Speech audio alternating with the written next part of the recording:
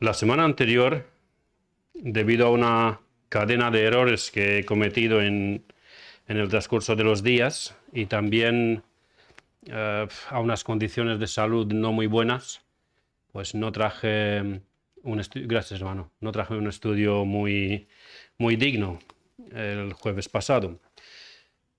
Esta noche, con la ayuda de Dios, intentaré corregir algunas de las cosas que no he pronunciado claramente, concretamente, o los he dejado a medias, o incluso los he pasado por alto.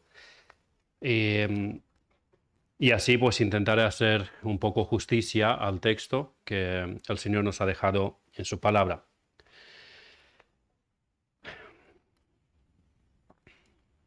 Después de exponer la base doctrinal de nuestra unión con Cristo en la primera mitad de su epístola, Pablo inició la parte práctica de esta realidad exhortando a los creyentes en Éfeso, y no solamente en Éfeso, sino como sabemos que la epístola que tenemos en nuestras Biblias con el título a los Efesios más bien fue una epístola circular, o mejor dicho, lo más probable fue una epístola circular.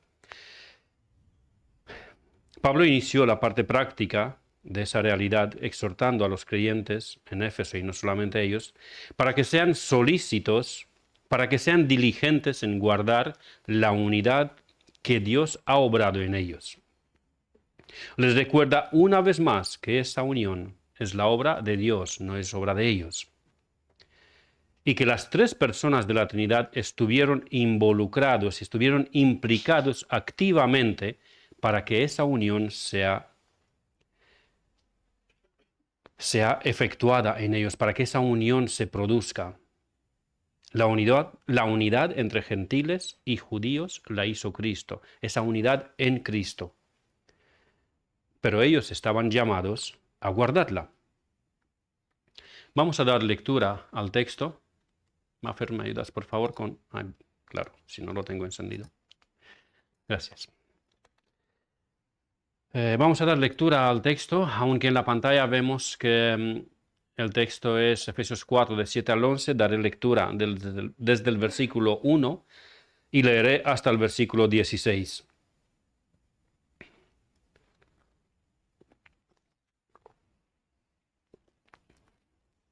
Efesios 4, de 1 al 16. Yo pues, preso en el Señor, os ruego que andéis como es digno de la vocación con que fuisteis llamados, con toda humildad y mansedumbre, soportándoos con paciencia los unos a los otros en amor, solícitos en guardar la unidad del Espíritu en el vínculo de la paz, un cuerpo y un espíritu, como fuisteis también llamados a una misma esperanza de vuestra vocación, un Señor, una fe, un bautismo, un Dios y Padre de todos, el cual es sobre todos y por todos y en todos. Pero a cada uno de nosotros fue dada la gracia conforme a la medida del don de Cristo. Por lo cual dice, subiendo a lo alto, llevó cautiva la cautividad y dio dones a los hombres. Y eso de que subió, ¿qué es? Sino que también había descendido primero a las partes más bajas de la tierra. El que descendió es el mismo que también subió por encima de todos los cielos para llenarlo todo. Y él mismo constituyó a unos apóstoles, a otros profetas, a otros evangelistas, a otros pastores y maestros, a fin de perfeccionar a los santos para la obra del ministerio, para la edificación del cuerpo de Cristo, hasta que todos lleguemos a la unidad de la fe y del conocimiento del Hijo de Dios, a un varón perfecto a la medida de la estatura de la plenitud de Cristo, para que ya no seamos niños fluctuantes, llevados por doquiera de todo viento de doctrina, por estratagema de hombres que para engañar emplean con astucia las artimañas del error, sino que siguiendo la verdad en amor, crezcamos en todo en aquel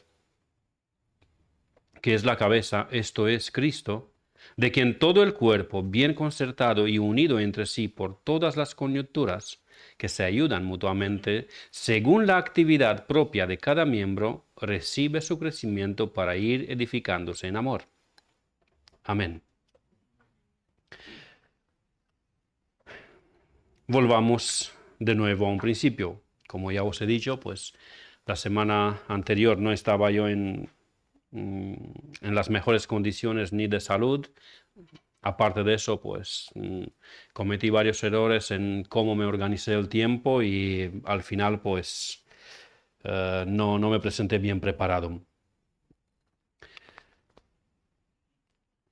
Con todo eso, no voy a intentar esta noche traer demasiada información y estirarme por 1 hora y media, recuperando lo que no dije la semana anterior y lo que tendría que decir esta noche, sino que literalmente voy a llegar al mismo punto donde acabé la semana pasada. No avanzaré nada más. Y luego, pues ya al final os diré qué pasará a continuación, si el Señor lo permite. Efesios 4:7, como he dicho, volvemos al principio. Pero a cada uno de nosotros fue dada la gracia conforme a la medida del don de Cristo. En los versículos 4 al 6, Pablo enumera algunas de las realidades más extraordinarias que los creyentes tienen en común. Un cuerpo espiritual, el cuerpo de Cristo, un mismo Espíritu Santo, una misma esperanza, la redención eterna, un mismo Señor, el Señor Jesucristo, la misma fe, la fe en Él, un mismo bautismo, en el nombre del Padre y del Hijo y del Espíritu Santo, y un mismo Padre, Jehová Dios. Teniendo todo esto en común, ayuda mucho a que se mantenga la unidad en espíritu, de cual nos estuvo exhortando en los primeros versículos del capítulo 4. Pero, aparte de las cosas que los cristianos tienen en común, los cristianos en otras realidades espirituales no los tienen de la misma forma. Los cristianos no tienen todas las demás realidades, aparte de las que he leído, aparte de las que he nombrado, no tienen todas las demás realidades espirituales por igual. No comparten todas las cosas del reino de Dios. Y ahora explicaré a qué me refiero. Una de las cosas que no tienen por igual son los dones espirituales, que es el título de ese estudio bíblico. No todos los cristianos tenemos los mismos dones espirituales, sino que hay diversidad de dones en la Iglesia de Cristo. Esto es algo que nos hace diferentes, pero justo esta diferencia de los dones hace que brille la multiforme sabiduría de Dios en la Iglesia para esta unidad. Y esa multiforme sabiduría de Dios, esa diversidad de dones coopera juntamente para producir en nosotros esa unidad, para mantener esa unidad que Dios ha producido en nosotros. Tristemente, en algunos grupos evangélicos se promueven dos dones en especial y se cree que uno de ellos es la evidencia clara y casi única del nuevo nacimiento. Dicen ellos, creo que ya sabéis a qué me refiero, pero aún así os lo explico. Dicen ellos, si no estás bautizado con el Espíritu Santo, si no hablas en lenguas, no eres salvo. En estos grupos de hermanos se cree que uno no es salvo aunque se ha arrepentido de sus pecados y ha entregado su vida a Cristo.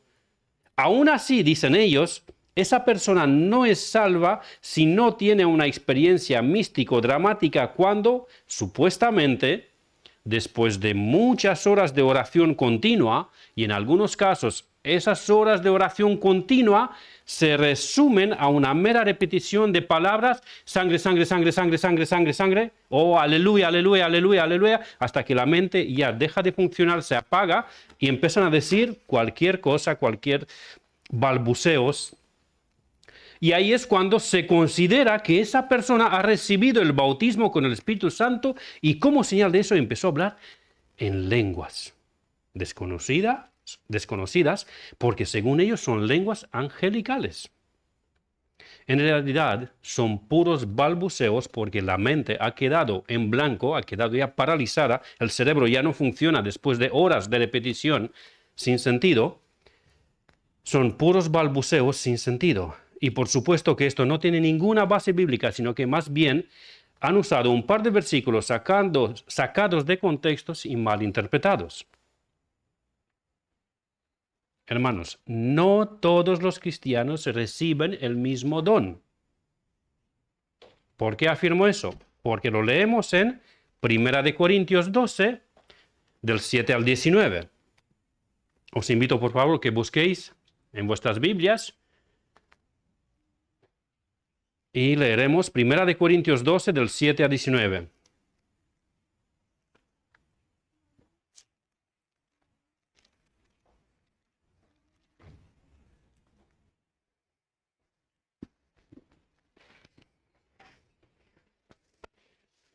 ¿Lo tenemos? Bien. Pero a cada uno le es dada la manifestación del Espíritu para provecho, porque a éste es dada por el Espíritu palabra de sabiduría, a otro palabra de ciencia, según el mismo Espíritu, a otro fe por el mismo Espíritu, y a otro dones de sanidades por el mismo Espíritu, a otro el hacer milagros, a otro profecía, a otro discernimiento de espíritus, a otros diversos géneros de lenguas, y a otro interpretación de lenguas. Pero todas estas cosas las hace uno y el mismo Espíritu, repartiendo a cada uno en particular como Él quiere. Porque así como el cuerpo es uno y tiene muchos miembros, pero todos los miembros del cuerpo, siendo muchos, son un solo cuerpo, así también Cristo. Porque por un solo Espíritu fuimos bautizados en un cuerpo, sean judíos o griegos, sean esclavos o libres, y a todos se nos dio a beber de un mismo Espíritu. Además, el cuerpo no es un solo miembro, sino muchos.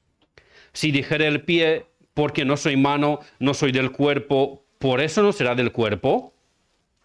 Y si dijera la oreja, porque no soy ojo, no soy del cuerpo, ¿por eso no será del cuerpo? Si todo el cuerpo fuese ojo, ¿dónde estaría el oído? Si todo fuese oído, ¿dónde estaría el olfato? Mas ahora Dios ha colocado los miembros, cada uno de ellos, en el cuerpo como Él quiso. Porque si todos fueran un solo miembro, ¿dónde estaría el cuerpo? Así que creo que queda muy claro por la misma lectura del texto, sin muchas explicaciones más, que la exclusividad de un don no es algo bíblico. O mejor dicho, la generalización. Sí. Gracias. La generalización de un don no es algo bíblico. Mas ahora Dios ha colocado los miembros, cada uno de ellos en el cuerpo, como Él quiso. Porque si todos fueran un solo miembro, ¿dónde estaría el cuerpo? No se necesita de mucha explicación para que lo entendamos. Sin embargo, permítanme citar a Juan Calvino con respecto a este tema. Lo tengo en pantalla y Maffer, si me ayudas por favor con pantalla completa porque la cita es bastante larga. ¿Lo podéis leer? Bien, ok. Juan Calvino dice lo siguiente, en el lenguaje típico de Calvino. Pero ahora Dios nos ha de tal manera llamado para sí, que quiere que en Jesucristo seamos hechos uno, como ha sido dicho. Pero ahora, ¿se deduce que cada uno sea el cuerpo entero? No, porque vemos al contrario cómo Dios ha de tal manera distribuido a cada uno su porción, y a todos en general, que tiene un vínculo para mantenernos en concordia, a fin de que no seamos inflados de loca pretensión para decir, ya tengo bastante, me da igual todos los demás. Dios, pues, no ha querido que cada uno de nosotros fuera un cuerpo entero y perfecto, sino que ha querido que uno esté en el lugar de la mano, el otro como un dedo, el otro un brazo, el otro la pierna, el otro la espalda, el otro el pie. En una palabra, Dios ha dispuesto de tal manera sus dones entre nosotros que debemos conocer que si cada uno quiere tener su caso aparte, será al momento como un miembro podrido, por cuanto no puede tener una permanencia firme en todo el cuerpo si quiere ser separado del resto de los miembros. Cita literal de Sermones sobre Efesios. No tenemos todos el mismo don. Cada uno tiene el don o los dones que Dios le ha querido dar. Y Dios es soberano en el repartimiento de los dones. Indiferentemente que nos referimos a la persona del Señor Jesucristo o al Espíritu Santo como el dador del don. Bien, volvamos a Efesios 4:7. Pero a cada uno de nosotros fue dada la gracia. Este aspecto no lo desarrollaré, sino solo quiero afirmarlo porque ya lo vimos hace no mucho tiempo cuando estuvimos estudiando el versículo 7 del capítulo 3. Y os invito por favor que busquéis el versículo 7 del capítulo 3, que dice lo siguiente.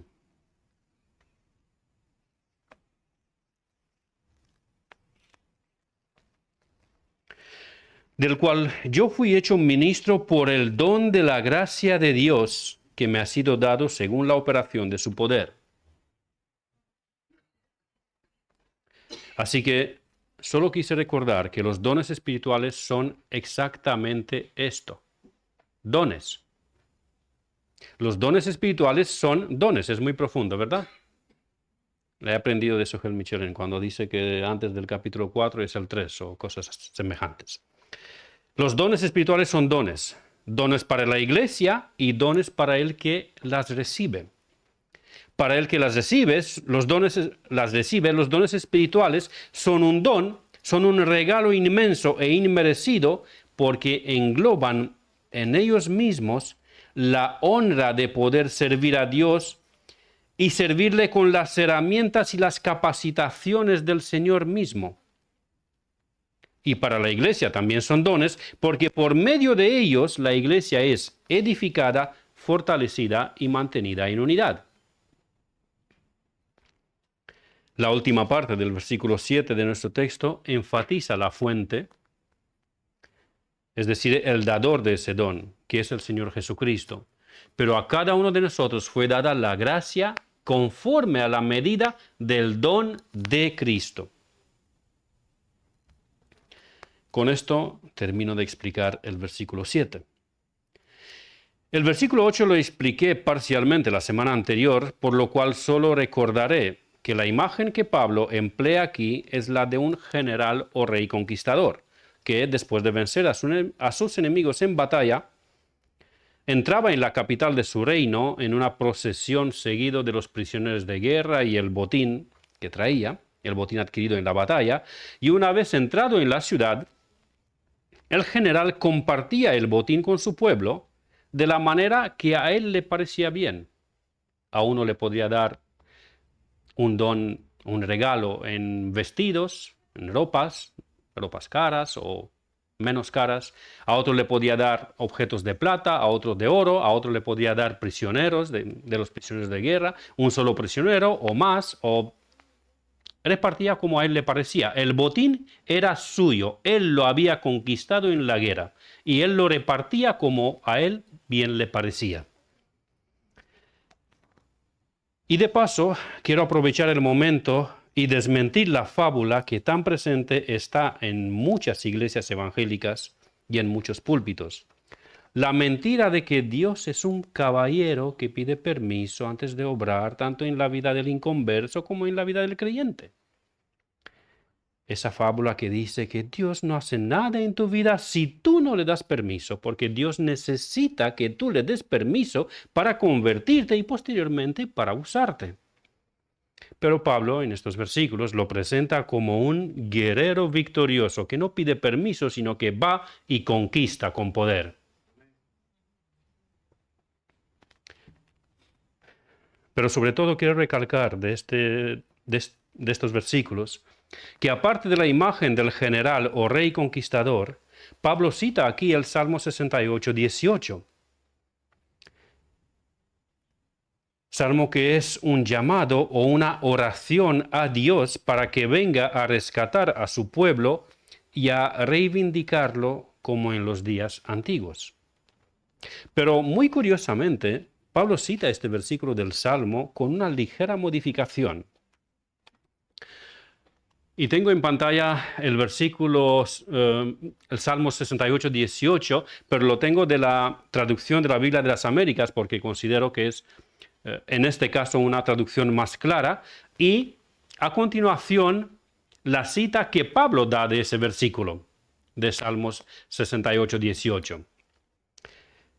En Salmos 68, 18 dice, tú has ascendido a lo alto, has llevado en cautividad a tus cautivos, has recibido dones entre los hombres y aún entre los rebeldes para que el Señor Dios habite entre ellos.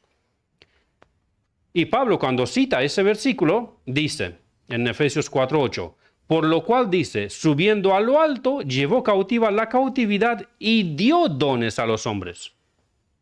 ¿Veis la diferencia? Hay una diferencia ligera. En Salmos dice que Dios ha recibido dones entre los hombres. Pero en Efesios 4:8 dice que Dios, en la persona de Cristo, dio dones a los hombres. ¿En qué quedamos? ¿Que Dios recibe dones de los hombres o entre los hombres, o que Dios da dones a los hombres? ¿Será que Pablo se equivocó al citar el Salmo? ¿Se le olvidó? ¿Lo parafraseó? ¿O qué pasó ahí? Bueno, creer que Pablo, inspirado por el Espíritu Santo, se equivocó con la cita es imposible, es una locura pensarlo. Que se le olvidó es también imposible por la misma razón, y aparte de esto, Pablo es considerado literalmente un genio en teología y literatura. ¿Qué pasó entonces en esa situación? ¿Cristo recibió dones de los hombres o dio dones a los hombres?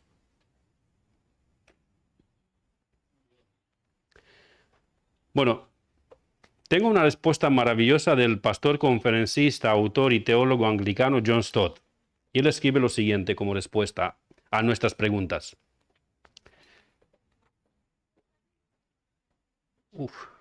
También, vale, gracias. Necesitamos la primera parte de la respuesta a nuestras preguntas y luego desarrolla otra idea que va ligada al tema. Necesitamos recordar que después de cada conquista del mundo antiguo, y ahí añadí yo, y lo mismo ocurre hoy día, solo que con algo más de discreción, algo un poco más discretamente, ¿qué pasaba en el mundo antiguo? Había invariablemente tanto una recepción de tributo como una distribución del botín. Paramos un segundo ahí. Cuando alguien conquistaba un país, una ciudad, una provincia, lo que fuera, le imponía un tributo a la zona conquistada. ¿Verdad? Conocemos un poquito de historia todos y sabemos que esto ocurría. Y también ocurre hoy en día, pero un poco más discretamente. Pero no solamente que le imponía un tributo a la zona conquistada, sino que también atrapaba un botín. Se llevaba de ahí lo que le gustaba, lo que él quería. Así que había invariablemente tanto una recepción de tributo como una distribución del botín. La respuesta a nuestra pregunta entonces, ¿cuál es? ¿Cristo recibió dones o dio dones? Más alto, por favor. Ambas cosas. Muy bien. Otro punto interesante merece destacarse. Sigue John Stott. La costumbre litúrgica de las sinagogas asociaba el Salmo 68 con Pentecostés, la fiesta judía que conmemoraba la entrega de la ley. El uso que Pablo hace de él en referencia al Pentecostés cristiano constituye una analogía notable.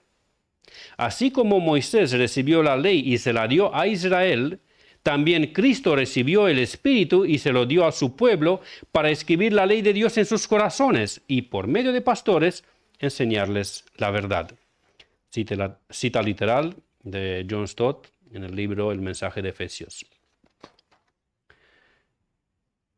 Con respecto a la duda que expuse la semana anterior, no sé si os acordáis, pero yo os lo recuerdo, si no.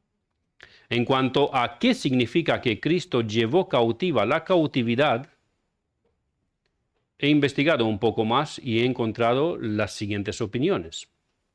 y de nuevo he hecho mano de la Biblia de las Américas, porque me parece una traducción más clara, más relevante en este caso para nosotros. Dice así, Efesios 4:8, en la traducción de la Biblia de las Américas. Por cuanto dice, cuando ascendió a lo alto, llevó cautiva una hueste de cautivos y dio dones a los hombres. La versión de esta Biblia que yo tengo y consulto bastante a menudo es la edición que contiene los comentarios de R.C. Sproul. La tenemos también en la biblioteca ahí. Si la queréis consultar es muy buena y si la queréis comprar, más todavía os va a ser de utilidad. Lo perdonamos al hermano porque consideramos que se le ha olvidado comprar la Biblia de la Reforma de R.C. Sproul. Esa Biblia es conocida como la Biblia de Estudio de la Reforma. Y Sproul tiene un comentario que a mí me parece brillante en el subsuelo de la página correspondiente, al texto de Efesios. Y dice así Sproul. Maffer, por favor, ¿me ayudas? Vale, gracias. Las fuerzas espirituales de las tinieblas fueron vencidos en la cruz. Se debate cómo interpretar el uso que Pablo hace del Salmo 68:18. El paralelismo en la cita del Salmo puede implicar que los cautivos son los dones que el Cristo ascendido dio a su iglesia. Así, aquellos a quienes Cristo conquistó e hizo suyos por gracia, son los que ahora Él comisiona para llevar su palabra a su pueblo. Mientras el Salmo 68:18 describe al Señor victorioso que recibe dones de los hombres, Pablo describe a Cristo compartiendo su tributo o botín, he añadido yo, con los seres humanos. Tal vez Pablo pensó en este salmo a la luz de Pentecostés, el día en que el Cristo ascendido derramó su espíritu sobre la iglesia. La misma idea se entiende también en el sermón de Juan Calvino sobre este texto, es decir, que en general Pablo expone la idea de la victoria de nuestro Señor Jesucristo en la cruz del Calvario sobre todos sus enemigos, Satanás y las huestes de los demonios, y a la misma muerte, por cuanto resucitó de los muertos. Pero que también indica que Cristo tomó como cautivos a algunos de los que eran cautivos del pecado y de Satanás, liberándolos de esa esclavitud y haciéndolos así siervos suyos, es decir, tú, yo y toda su iglesia universal, todos sus redimidos, todos los que son salvos por la gracia del Señor Jesucristo.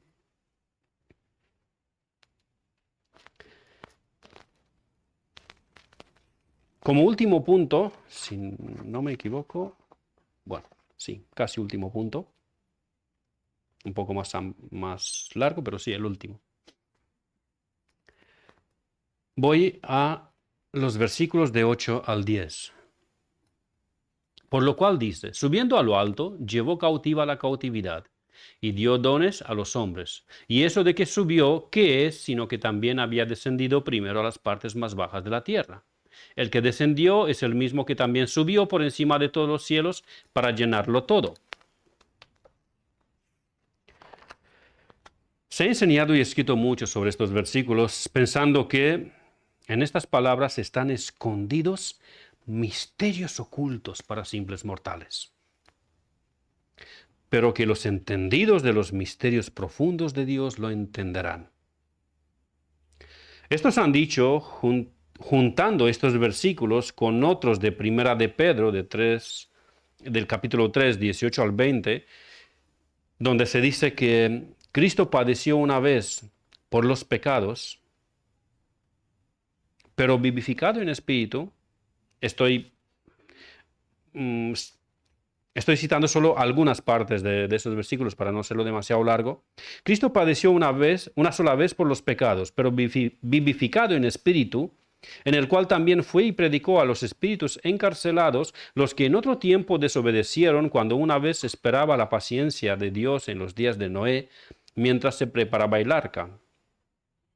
A estos versículos, estos hermanos añaden también Judas 6, que dice: y a los ángeles que no guardaron su dignidad, sino que abandonaron su propia morada, los ha guardado bajo oscuridad en prisiones eternas para el juicio del gran día.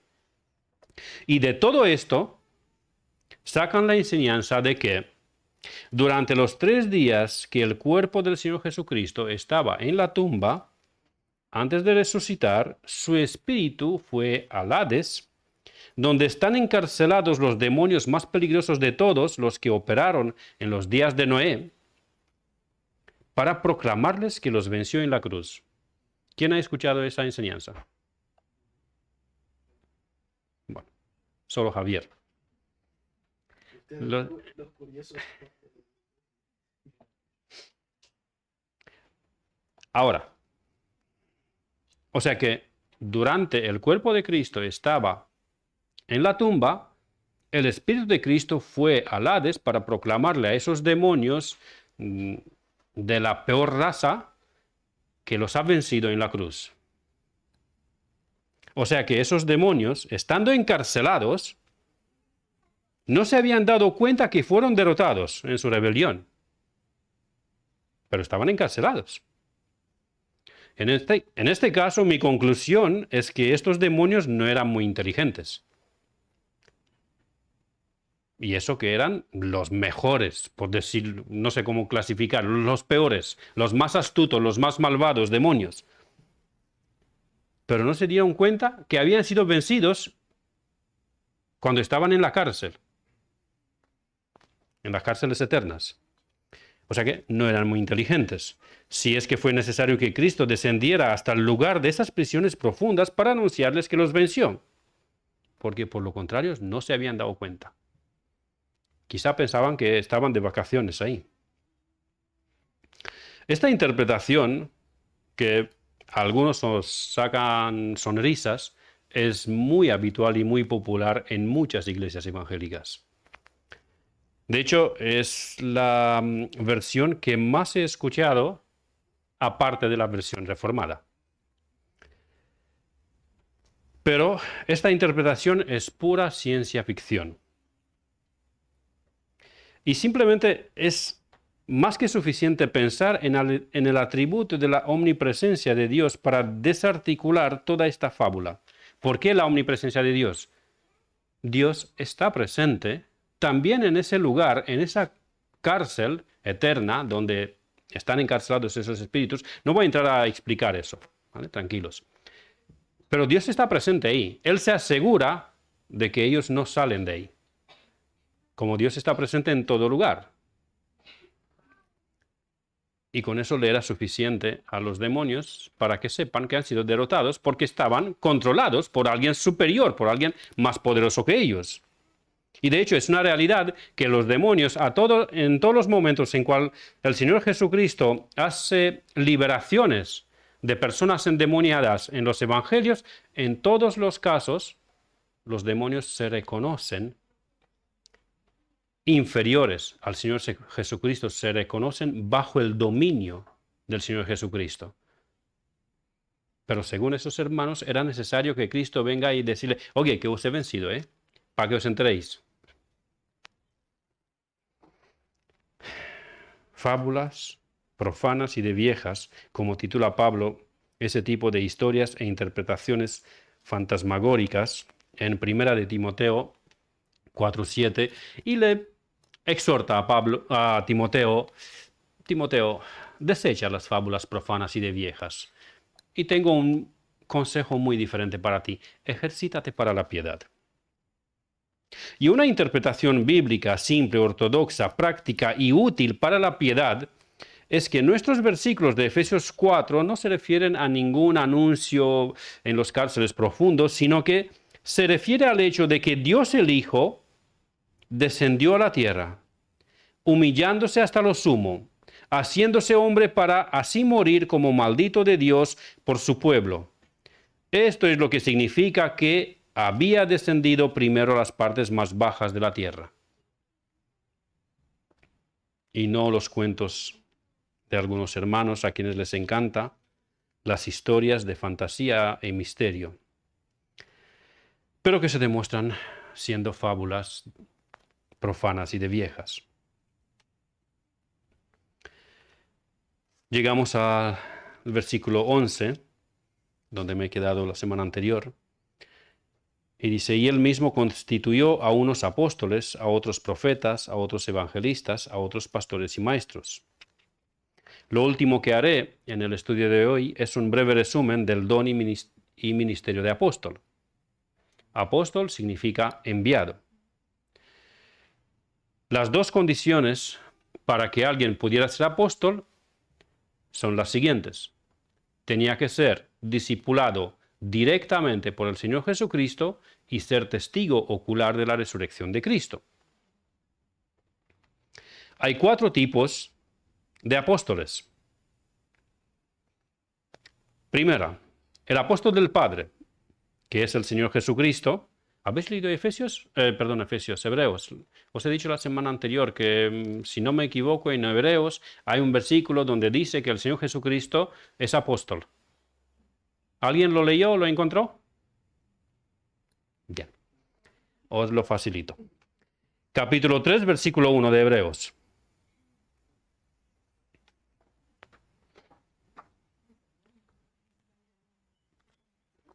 Hebreos 3, versículo 1.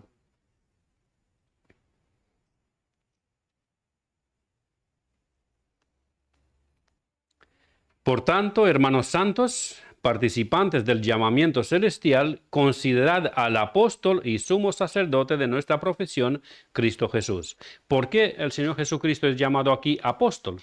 Porque Él es el enviado del Padre. Hemos dicho que apóstol significa enviado. Esta es la primera categoría de apóstol. Y solamente hay una persona en todo el universo y en todas las épocas que entra ahí, el Señor Jesucristo. La segunda categoría, los 12 apóstoles de Jesucristo, siendo Judas Iscariote excluido de esa lista por cuanto era un diablo, y Matías tomó su lugar. A estos 12, Cristo mismo añadió a Pablo como un abortivo y el último apóstol de Jesucristo. Él mismo se identifica como abortivo, no es que le llamo yo abortivo. Me cae muy bien Pablo. Los apóstoles de Cristo son el fundamento de la Iglesia, los autores directos o indirectos de los libros del Nuevo Testamento, siendo la piedra angular Jesucristo mismo. La tercera categoría, los apóstoles, es decir, los enviados de una iglesia local, como eran, por ejemplo, Pablo y Bernabé, apóstoles de la iglesia de Antioquía, y Jacobo o Santiago, apóstol de la iglesia en Jerusalén. Y en cuarto lugar, los apóstoles de Satanás, como son los falsos apóstoles modernos, y de los cuales muy tristemente tenemos en abundancia. Los apóstoles de habla hispana que más destacan en nuestros días, esos falsos apóstoles, los apóstoles de Satanás, los que más destacan en nuestros días,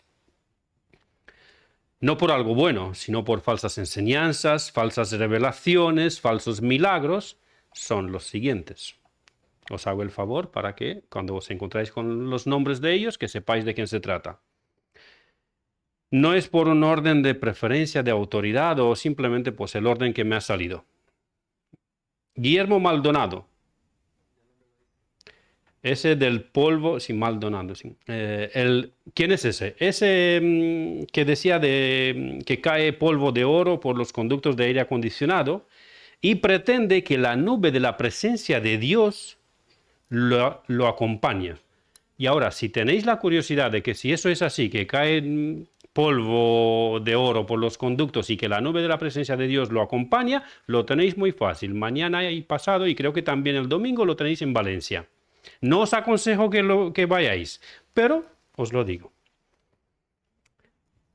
Bien, el siguiente, el vecino del pastor, Carlos Harrigan, el que hace visitas guiadas al cielo y los ángeles le cuecen pan. Cuando va al cielo hay un ángel panadero que le cuece pan y le entrega pan caliente. Carlos Barranco, creo que ese también es vecino suyo, ¿no? Todos ¿No? son míos, todos. Carlos Barranco. De este no tengo ninguna referencia especial. José Ovalle, que también creo que es dominicano, quien estando en la playa vio un tsunami acercándose y fue caminando sobre el mar hasta encontrarse con el tsunami y le echó una bronca al tsunami, que el tsunami se dio la vuelta y se fue para allá. ¿Dónde llegó? No se sabe. Quizá en las profundidades, en las prisiones más profundas, ahí con los demonios estos inteligentes, o a saber dónde paró el tsunami. El asunto es que se detuvo para atrás. Ese pretende que él es el padre de todos estos que mencioné anteriormente, Maldonado y Carlos Barrancos y Carlos Harrigan.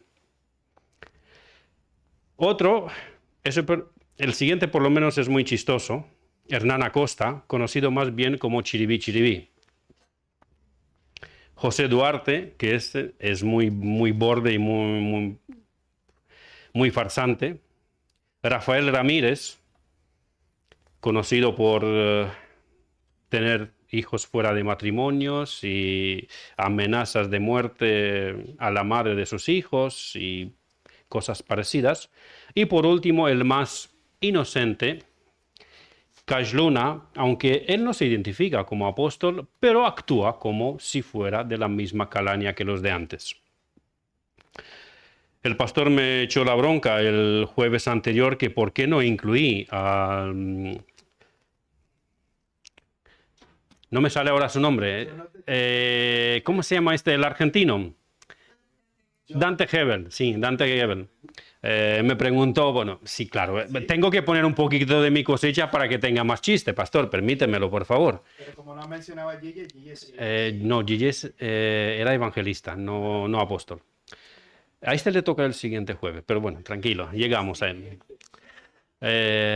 No, a Dante Hebel no le he incluido en esta lista porque él no se considera apóstol, él no se considera ni pastor, ni evangelista, ni nada. Él se identifica como un showman, un hombre de espectáculo, que actúa como pastor y como maestro y todo lo demás, eso es otra cosa. Pero él dice, no, yo soy un hombre de espectáculo, un humorista, y en ese sentido tiene razón. Es simplemente un humorista. Pero bien, ya hemos llegado a la conclusión. Esta noche intenté completar lo que la semana anterior hice a medias o incompleto, a un tercio o el porcentaje que consideráis vosotros, por las razones que mencioné al principio. Si el Señor me mantiene con vida y me ayuda a estudiar para exponer el resto de los ministerios y dones del versículo 11, y si nuestro pastor me lo permite, lo haré el siguiente jueves. Si no, pues ya lo continúa él. Te van a faltar jueves. Hasta entonces... ¿Perdón? Te van a meter los dones y... Solamente los dones, lo que faltan. Bien. Bien, pues el pastor tiene tiempo para pensarlo y darme el permiso o quitármelo. Aprobado. Hasta entonces, siendo serios, hasta entonces recordemos que Dios el Hijo descendió del cielo y se hizo hombre y nació de la Virgen María y venció a Satanás y a sus huestes y la muerte en la cruz del Calvario y resucitando el tercer día y ascendió a la diestra de Dios el Padre, envió al Espíritu Santo sobre sus discípulos para que quede con ellos y los capacite para la obra que les encomendó por medio de los dones espirituales. Que por medio de esos dones enviados por Jesucristo, por medio del Espíritu Santo, su iglesia es edificada, fortalecida y unida. Que desechemos las fábulas profanas y de viejas. Que nos ejercitemos para la piedad y que nos guardemos de los falsos apóstoles de hoy día, que ni cumplen los requisitos de un apóstol, ni predican el mismo evangelio que los apóstoles, ni hacen ninguno de los milagros que pretenden que hacen. Son unos farsantes, unos mercaderes de la palabra, lobos rapaces vestidos de ovejas. Guardaros de ellos y fortaleceos en lo que he dicho anteriormente. Que así nos ayude Dios. Amén.